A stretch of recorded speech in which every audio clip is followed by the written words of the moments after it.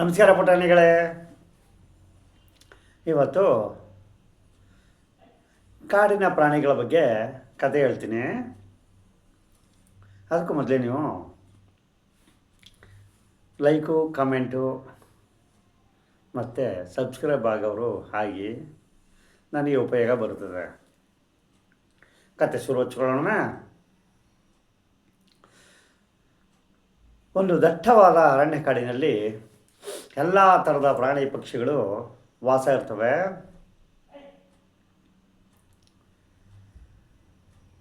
ಆ ನಡುವೆ ಸಿಕ್ಕಾಪಟ್ಟೆ ಮಳೆ ಹೂದು ಒಂದು ವಾರ ಆದ್ರೂ ಕೂಡ ಮಳೆ ನಿಂತಿಲ್ಲ. ಕಾಡೆಲ್ಲ ನೀರೇ ನೀರು. ಮರ ಗಿಡಗಳು ಕೊಚ್ಚೋಗೋದೇನೋ, ಅಕ್ಕಿ ಪಕ್ಷಿಗಳು ತೇಲ್ಕೊಂಡೋಗೋದೇನೋ, ಎಲ್ಲ ನೆಲವಾಗಿದ್ದ ನೆಲವೆಲ್ಲ ಕಾಡಾಗಿದ್ದ ಕಾಡೆಲ್ಲ ಬರೀ ನೀರೇ ತುಂಬಿಕೊಂಡಿದೆ. ಉಳ್ಕೊಂಡಿರೋ ಪ್ರಾಣಿಗಳಿಗೆ ಆಹಾರದ ಸಮಸ್ಯೆ ವಿಪರೀತ ಕಾಡ್ತಾ ಇದೆ. ಒಂದಕ್ಕೊಂದು ಭಯಪಟ್ಟು ಭಾಳ ಅರಸಾಡ್ತಾ ಇದ್ದಾವೆ. ಆಗ ಒಂದು ಮೊಲ ಇಲಿನ ಕೂಕ್ಕೊಳ್ಳುತ್ತೆ. ಇಲ್ಲಿರಾಯ, ನಾನು ಊಟ ತಿಂದು ಒಂದು ವಾರ ಆಗಿದೆ, ನನಗೇನಾದರೂ ಕೊಡೋಕ್ಕೆ ಸಾಧ್ಯನಾ ಅಂತ ಇಲಿನ ಕೇಳುತ್ತೆ.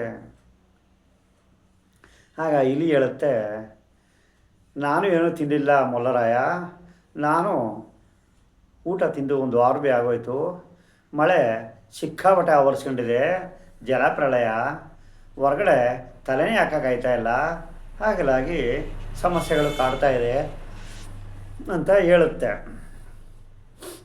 ಆವಾಗ ಎಲ್ಲ ಪ್ರಾಣಿ ಪಕ್ಷಿಗಳು ಮರದ ಮೇಲಿರೋದು, ಕೊಂಬೆ ಮೇಲಿರೋದು, ಗೂಡಿನಲ್ಲಿರೋದು ಎಲ್ಲ ಅಕ್ಕಿ ಪಕ್ಷಿಗಳು ಎಲ್ಲ ಹೋಗಿ ಸಿಂಹ ತಮ್ಕೋಗಿ ಕಂಪ್ಲೇಂಟ್ ಮಾಡ್ತವೆ. ಮಹಾರಾಜರೇ, ನಾವು ಊಟ ಮಾಡಿ ಒಂದು ವಾರ ಆಗಿದೆ, ಮಳೆ ಸಿಕ್ಕಾಪಟ್ಟೆ ಹುಯ್ತಾ ಇದೆ, ಎಲ್ಲೂ ನಮಗೆ ಆಹಾರ ಸಿಗ್ತಾ ಇಲ್ಲ, ಆಹಾರ ಕೊರತೆ ಇದೆ, ಓಡಾಡಲಿಕ್ಕೆ ಮಳೆ ನೀರು ಆವರಿಸ್ಕೊಂಡು ಹರಿತಾ ಇದೆ, ಕಾಡು ಮೇಡೆಲ್ಲ ನೀರು, ಮರ ಗಿಡಗಳೆಲ್ಲ ನೆಸ್ಕೊಂಡೋಗೋದೆಷ್ಟು, ಅಕ್ಕಿ ಪಕ್ಷಿಗಳು ತೇಲ್ಕೊಂಡೋಗೋದೆಷ್ಟು, ಪ್ರಾಣಿ ಪಕ್ಷಿಗಳು ಎಷ್ಟೋ ಮಾಯ ಆಗಿದ್ದಾವೆ. ಆದ್ದರಿಂದ ನಾವು ಉಳ್ಕೊಂಡಿರೋ ಇಷ್ಟು ನಮಗೆ ಏನಾದ್ರು ಒಂದು ವ್ಯವಸ್ಥೆ ಮಾಡಿಕೊಡಿ ಅಂತ ಸಿಂಹೋತ್ತಮ ಹೋಗಿ ತಿಳಿಸ್ತವೆ. ಸಿಂಹರಾಜ ಏನಂತಾನೆ, ನೋಡಿ, ಇದು ಜಲಪ್ರಳಯ ಆಗಿದೆ. ಜಲಪ್ರಳಯ ಆಗಿರೋದ್ರಿಂದ ನಾನೇನು ಇದಕ್ಕೆ ಪರಿಹಾರ ಕೊಡಲಾರೆ. ನನ್ನ ಹತ್ರ ನಿಮಗೆಲ್ಲ ತಿನ್ನಿಸುವಷ್ಟು ಮತ್ತು ನಿಮಗೆ ವಸತಿ ವ್ಯವಸ್ಥೆ ನನ್ನ ಗುಹೆಯಲ್ಲಿಲ್ಲ.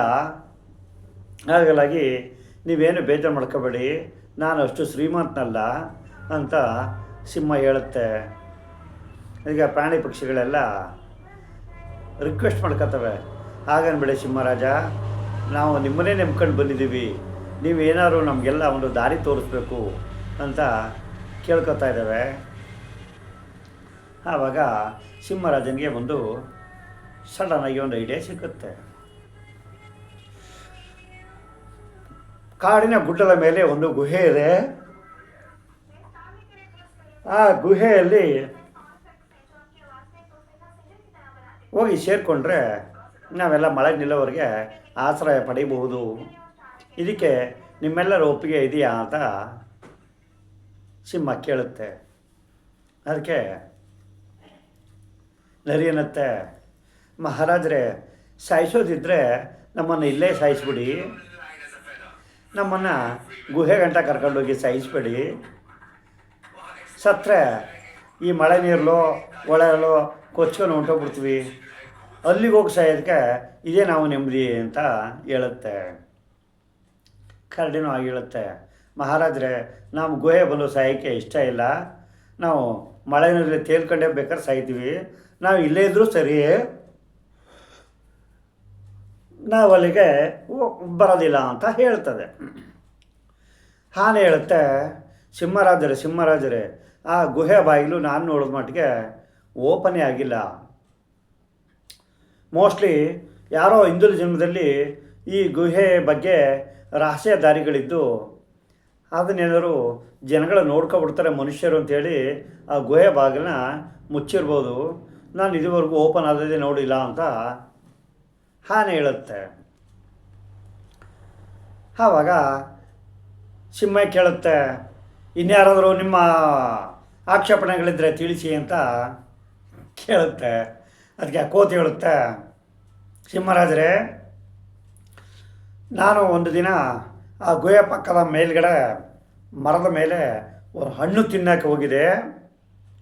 ಆವಾಗ ಗುಹೆ ಬಾಗಿಲಿಂದ ಭಯಂಕರ ಮಿಂಚಿನ ವೇಗದಲ್ಲಿ ಬೆಳಕು ಪ್ರವೇಶವಿತ್ತು. ಅಲ್ಲಿ ಭಯಾನಕ ಪ್ರಾಣಿಗಳೇ ಇದ್ದರೂ ಇರ್ಬೋದು, ಅದರಿಂದ ನಾವು ಬರೋಕ್ಕಿಲ್ಲ ಅಂತ ಕೋತಿರಾಯನು ಹೇಳುತ್ತೆ. ಎಲ್ಲ ಪ್ರಾಣಿಗಳು ಅವ್ರವ್ರ ಅಭಿಪ್ರಾಯ ಹೇಳ್ತು. ಇನ್ನು ಸಿಂಹರಾಜನಿಗೆ ತಲೆ ಬಿಸಿ ಆಯಿತು. ನೋಡಿ, ಈ ಸಿಂಹರಾಜ ನಂಬಿದವ್ರನ್ನ ಯಾವತ್ತೂ ಕೈ ಬಿಡೋದಿಲ್ಲ. ನನ್ನ ಮೇಲೆ ನಂಬಿಕೆ ಇಟ್ಕೊಂಡು ನೀವೆಲ್ಲ ಬನ್ನಿ.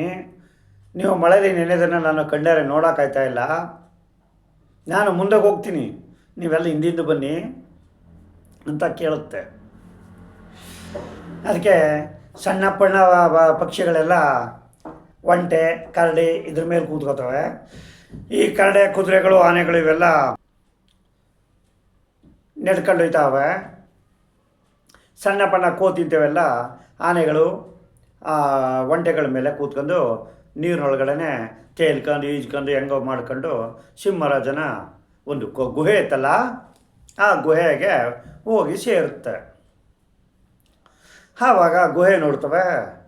ದೊಡ್ಡ ಬಂಡೆ ಗುಹೆ ಬಾಗಿಲಿಗೆ ತಳ್ಳದಾಗಿದೆ. ಆಗ ಪ್ರಾಣಿಗಳಿಗೆಲ್ಲ ಆಶ್ಚರ್ಯ ಆಗುತ್ತೆ. ಸಿಂಹರಾಜರೇ, ಗುಹೆ ಬಾಗಿಲು ಕ್ಲೋಸ್ ಆಗಿದೆಯಲ್ಲ, ಇದನ್ನು ತಳ್ಳೋದು ಹೆಂಗೆ, ತಳ್ಳೋರು ಯಾರು ಅಂತ ಕೇಳುತ್ತೆ. ಅದಕ್ಕೆ ಸಿಂಹ ಯೋಚನೆ ಮಾಡ್ಕೊಂಡು ಆನೆಗೆ ಹೇಳುತ್ತೆ, ಆನೆ ರಾಯ, ಆ ಬಂಡೆನ ಪಕ್ಕಕ್ಕೆ ಸೇರಿಸು ಅಂತ ಹೇಳುತ್ತೆ. ಆಗ ಆನೆ ಬಂದು ಆ ಬಂಡೆನ ತನ್ನ ಸೊಂಡಿಲಿನಿಂದ ಪುಷ್ ಮಾಡಿ ಮುಂದ್ಗಡೆ ತಳ್ಳುತ್ತೆ.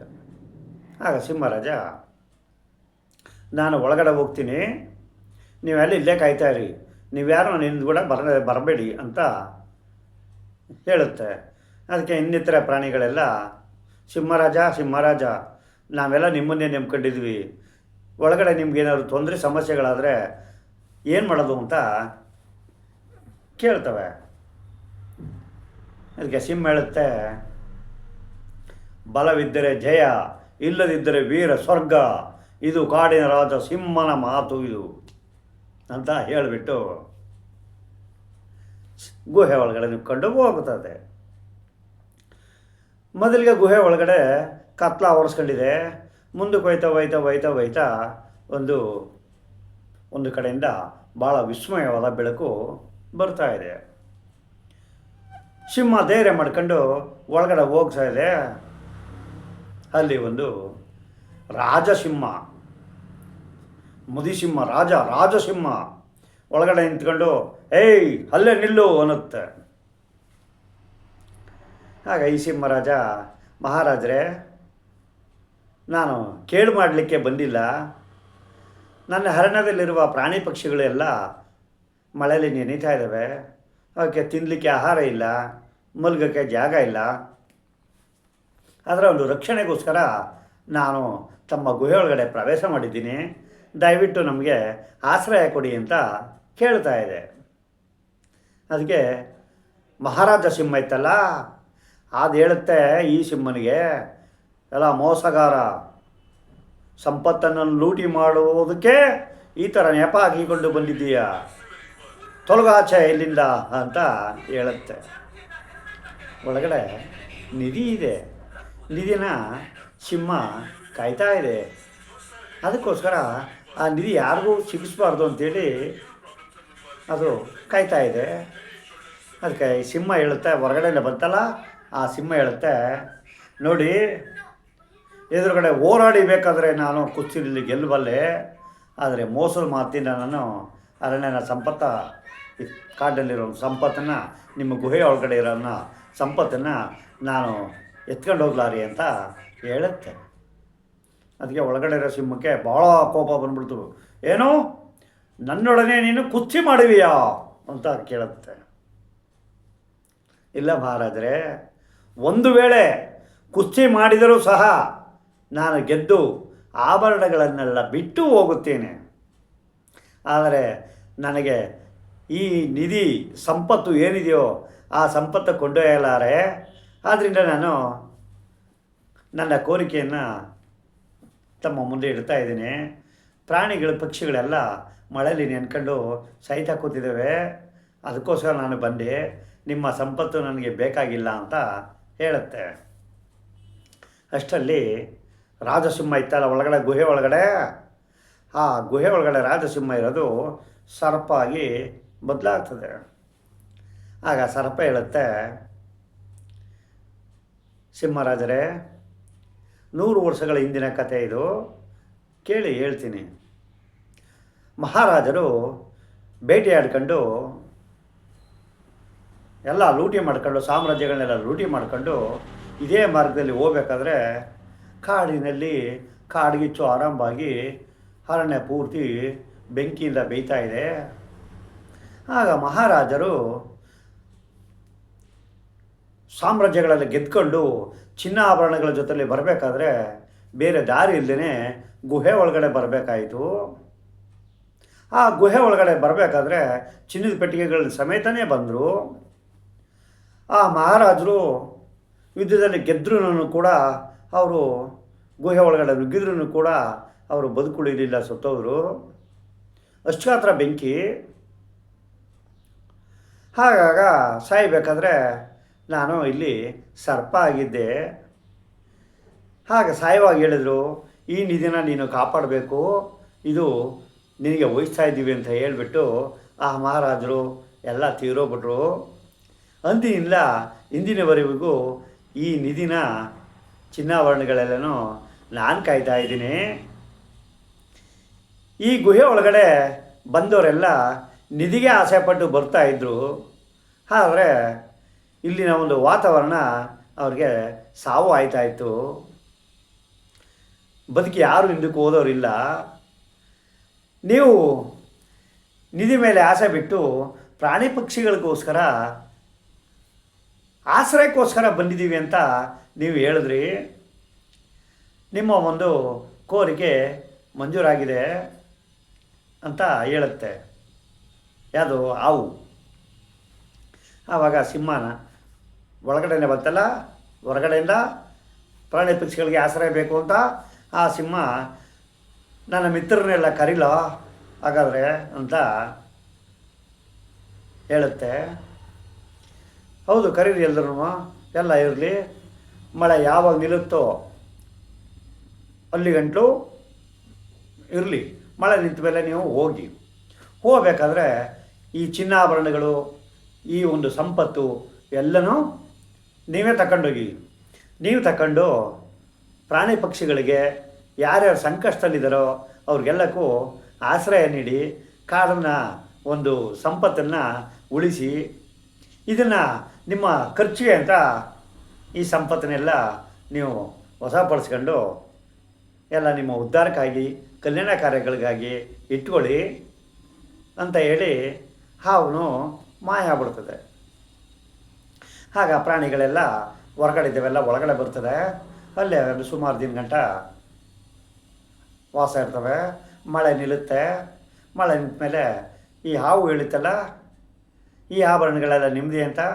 ಹಾಗಾಗಿ ಆಭರಣಗಳೆಲ್ಲ ಎತ್ಕೊಂಡು ತಮ್ಮ ಒಂದು ಸುರಕ್ಷಿತ ಜಾಗ ಇತ್ತಲ್ಲ, ಆ ಮನೆಗಳು, ಸಿಂಹ ಮನೆ, ಮೊಲದ ಮನೆ ಇಂಥವೆಲ್ಲ ಇದ್ವಲ್ಲ, ಅಲ್ಲಿ ಎಲ್ಲರೂ ಒಂದೊಂದು ಆಶ್ರಯ ಯೋಜನೆ ಅಂತ ಹೇಳಿ ಒಂದೊಂದು ಮನೆ ಕಟ್ಟಿಸ್ಕೊಡುತ್ತೆ. ಯಾವ್ದ್ರ ದುಡ್ಡಿನಿಂದ? ಈ ನಿಧಿ ಇತ್ತಲ್ಲ, ಈ ನಿಧಿ ದುಡ್ಡಿನಿಂದ ಸಿಂಹ ಎಲ್ರಿಗೂ ಮನೆಗಳು ಕಟ್ಟಿಸಿ ನೆಮ್ಮದಿಯಾಗಿ ಇರಿಸುತ್ತೆ. ಪ್ರಾಣಿ ಪಕ್ಷಿಗಳೆಲ್ಲ ಇವಾಗಲೂ ಕೂಡ ನೆಮ್ಮದಿಯಾಗಿದ್ದೇವೆ ಅಂಥೇಳಿ ಈ ಕಥೆನ ಮುಗಿಸ್ತಾ ಇದ್ದೀನಿ. ಮತ್ತೆ ಸಿಗೋಣ ಸ್ನೇಹಿತರೆ. ನಮಸ್ಕಾರ. ನೀವು ಮಾಡಬೇಕಾದ ದೃಷ್ಟಿಯೇ ನನ್ನ ಕಥೆಗೆ ಸುಂದರವಾಗಿದ್ದರೆ ಒಂದು ಕಮೆಂಟ್ ಹಾಕಿ, ಒಂದು ಲೈಕ್ ಕೊಡಿ. ಸಬ್ಸ್ಕ್ರೈಬ್ ಆಗದಿದ್ದವರು ನನ್ನ ಕಥೆಗೆ ಸಬ್ಸ್ಕ್ರೈಬೂ ಆಗಿ. ಇಷ್ಟು ಹೇಳ್ತಾ ಈ ಕಥೆನ ಮುಗಿಸ್ತೀನಿ. ನಮಸ್ಕಾರ.